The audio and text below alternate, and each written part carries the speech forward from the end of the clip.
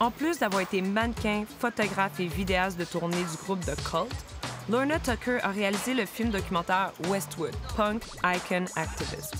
Je la rencontre dans les rues du quartier Soho où elle habitait à l'adolescence.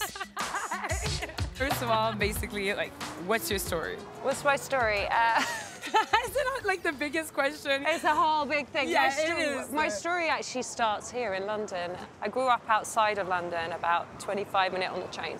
From like such a young age, when I grow up, I'm going to move to London.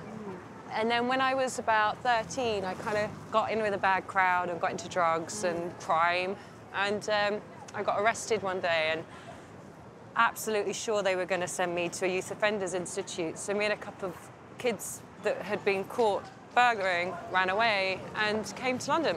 And I stayed in a hostel, which is about a 5-minute walk from here, that's on Barrack Street. Was there for about 2 weeks, started meeting a couple of homeless kids from the area and ended up getting moved out of the hostel.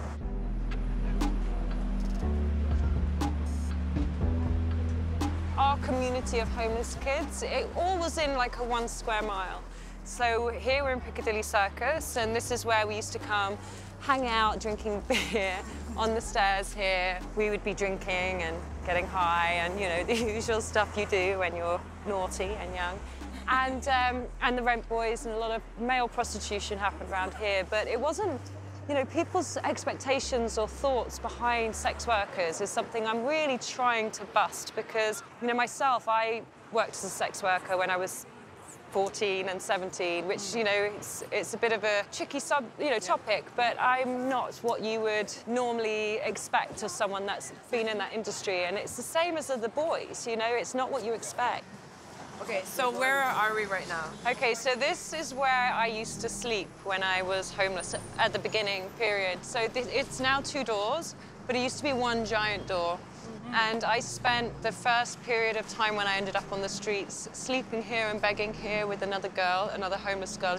But what's really bizarre is now I come here all the time because it's been turned into a private members bar. So I have work meetings and it never stops.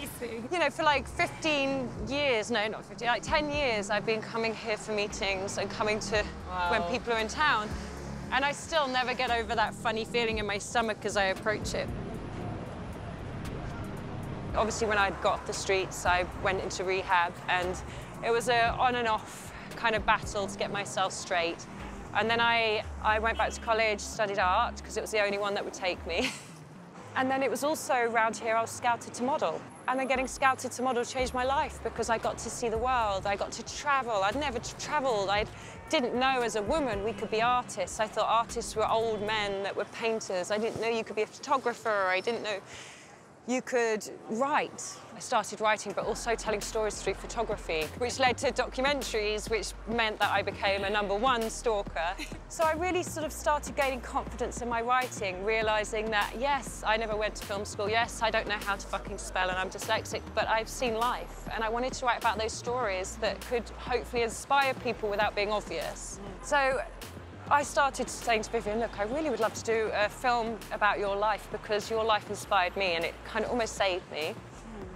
And I really feel that there's so many people out there that could do the same. And then we finished the film and we got accepted to Sundance. And it was just amazing because then I was able to release this other film I'd been making with the native women, Arma, and that came out, and that's changing laws. I'd worked with Colin Firth and Jed Doherty of Rain Dog, and they had heard I'd written this script about when I was on the streets, and they picked it up. And then a British Film Institute have funded it, and we'll be shooting it in London this summer. And we're going to actually shoot in the real locations.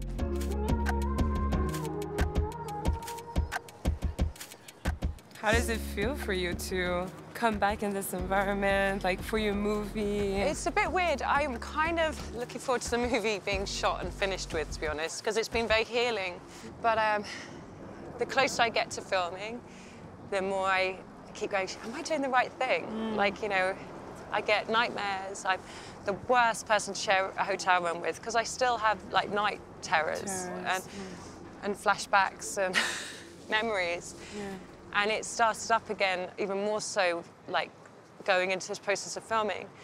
But then when I look at the statistics of homelessness, it's spiking, and it's all because of, you know, the government's withdrawing money for mental health, social services, all the things that have been there to protect us and catch us as a society are being taken. Even arts funding is being cut. They're not teaching art in schools. Think of how many artists that we've had that have inspired generations that were saved via art, you know? Yeah. And it does, it saves lives. It saved my life. If I hadn't have discovered art, if I hadn't have been scouted to model, if I hadn't have done these things, I would definitely not be here.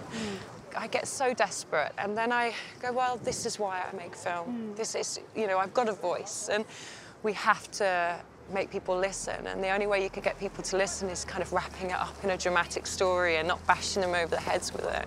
As an artist, I really relate to what you're saying about that moment where you have to relive all your past experiences that you're trying to convey. It's gonna be amazing and inspiring. It's so important. So thank you for that, honestly. Thank you so much. So lovely to meet you. Le vécu de Lorna est juste incroyable.